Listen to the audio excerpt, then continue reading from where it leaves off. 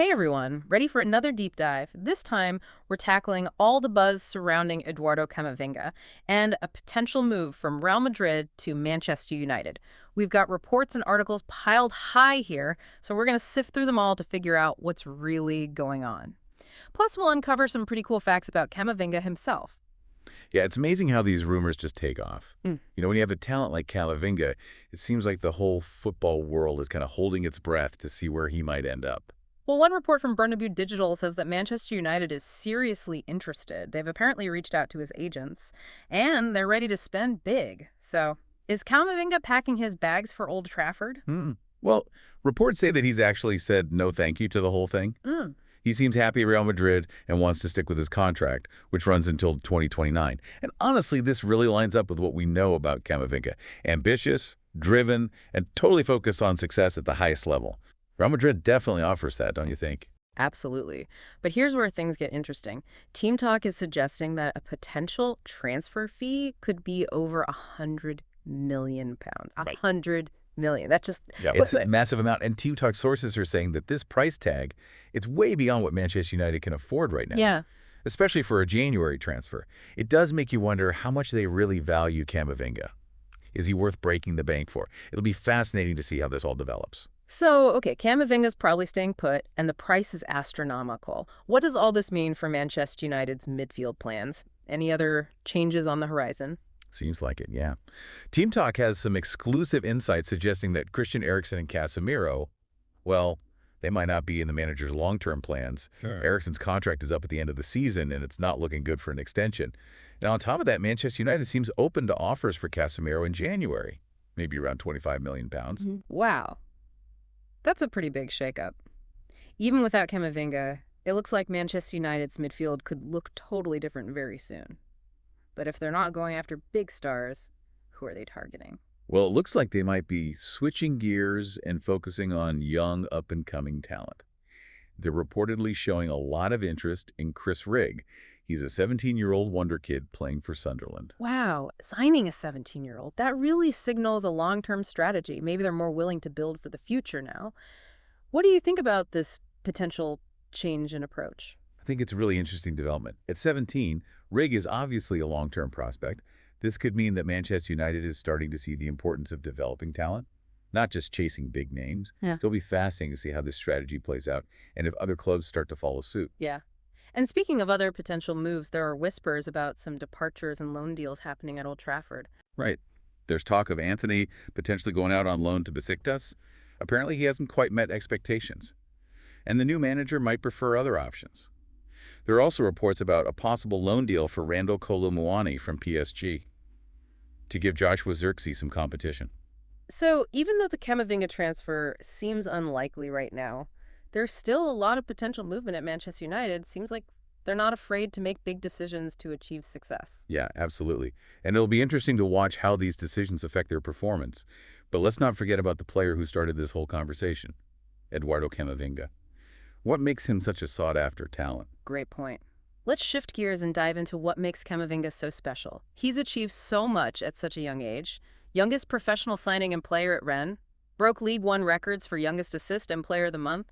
Youngest French national team call-up and goal scorer in over a century. It's really remarkable. His story is incredible, a testament to his talent and how quickly he's risen to the top.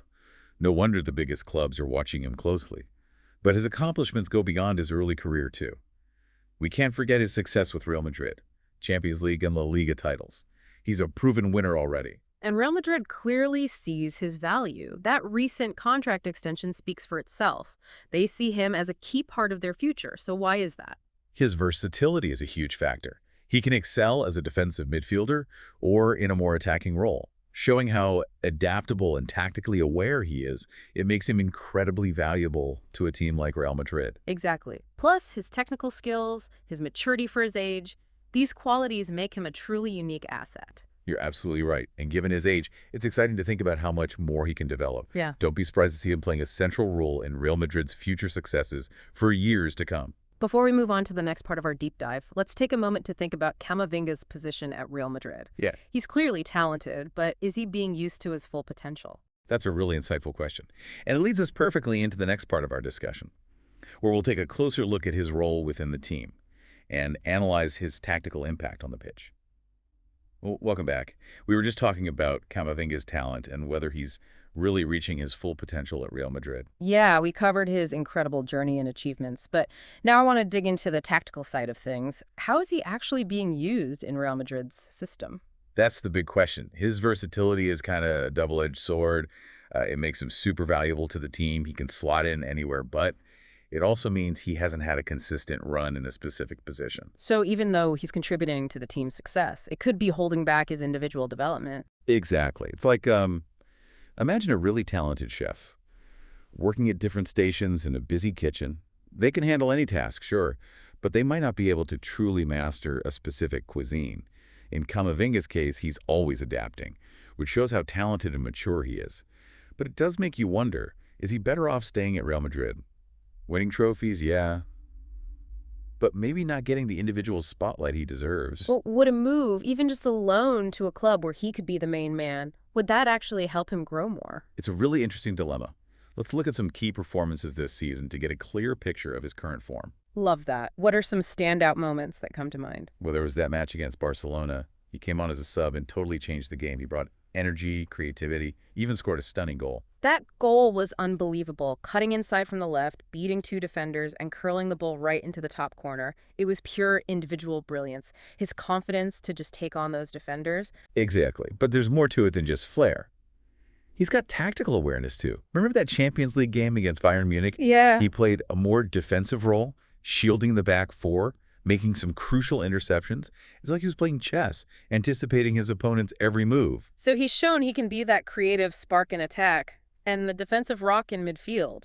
Seems like he's just adding more and more to his game. He's not the finished product, not yet. Yeah. But he's definitely on the right track. Learning, improving, showing his potential. Maybe these recent performances will be what he needs to cement a regular starting spot in that Real Madrid lineup. Or like you said before, they could attract even more interest from clubs who see him as the missing piece. It's such an exciting situation. But we can't forget that Camavinga's not just a footballer. He's a young guy with his own hopes and dreams. Totally. Beyond the stats and the amazing plays, he's a person finding his own way. Yeah. What do we know about Camavinga off the pitch? From what we've gathered, he seems very grounded. His family's been so important to his success. They've given him a lot of support, which is huge in such a high-pressure environment. Yeah, and his work ethic is incredible. He's always pushing himself to get better, putting in the extra time to hone his skills. It definitely shows in his performances, wouldn't you say? Definitely. That kind of dedication, it's what separates the good players from the greats. And you know, I've also noticed he has a really high football IQ, a deep understanding of the game. It allows him to make smart decisions under pressure. He's not just reacting, he's thinking ahead, which is so important at that level, where even small mistakes can be costly. And we can't forget about his positive influence in the dressing room. He's known for being a great teammate, encouraging others, bringing a bit of humor. So we have a player who's talented, dedicated, humble, intelligent, and a good teammate. Sounds like every manager's dream. He's got it all, for sure. So, ready to really dive into the tactical nuances of Camavinga's game? Absolutely. Let's break down his strengths, his weaknesses, and how he fits into different systems. We've talked about Camavinga's journey, what he brings to the pitch, and even a bit about his personality off of it. Now it's time to break down the tactical side of his game, really get into the nitty-gritty. What are some of Camavinga's biggest strengths? Well, his ability to win the ball back is incredible, just incredible. It's like he can read the play before it happens, anticipating passes and making those crucial interceptions. He's not afraid to get stuck in, strong in the tackle, not easily pushed around. Right, and he combines that defensive strength with amazing comfort on the ball. We've seen his passing range, but it's not just about hitting long balls, is it? Absolutely not. His passing is so strategic, he can control the tempo of the whole game. Slow it down or speed it up with a quick, sharp pass. I remember that assist he gave Benzema against Atletico Madrid, a perfectly weighted long ball over the defense, completely out of nowhere. Yeah, it's like he's playing chess while everyone else is playing checkers.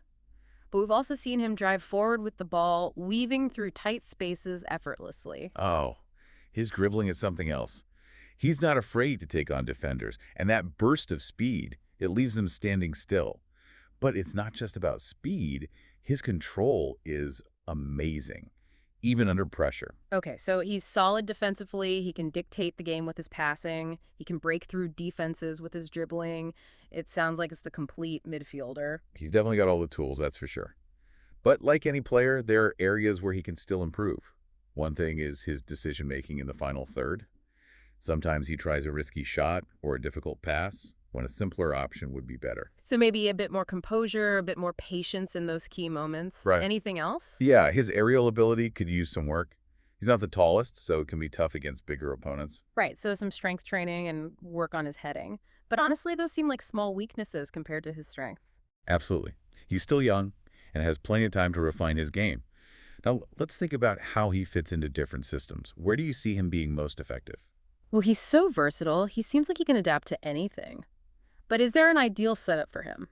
I think a midfield three, where he can operate as a box-to-box midfielder. That's where he really shines. He's got the energy and stamina to cover a lot of ground, and he's comfortable both with and without the ball. It lets him contribute to the attack while still handling his defensive duties. So he can be that engine in midfield, the link between defense and attack. Exactly. He's not selfish at all. He's always trying to create chances for his teammates. He thrives in a system where he can impact the game in so many ways. Wow, we've covered so much in this deep dive, from Camavinga's early days to what his future might hold. It's obvious that he's a special player, a real talent, and he's only going to get better. It's been a fascinating look at a truly unique player. Yeah. And who knows what the future holds for him? Will he become a legend at Real Madrid? Will he look for a bigger role somewhere else? Will he rise to be one of the very best in the world? It's so exciting to think about all the possibilities. We've explored his journey, his tactical brilliance, his strengths and weaknesses. We've even touched on his personality off the pitch. Eduardo Camavinga is a player worth watching, and his story is far from over. You got that right. And we encourage you to keep exploring, keep learning, form your own opinions, and most importantly, enjoy watching this incredible talent as he continues to grow. And that brings our deep dive on Eduardo Camavinga to a close. Until next time, keep diving deep into the world of football. And never stop learning.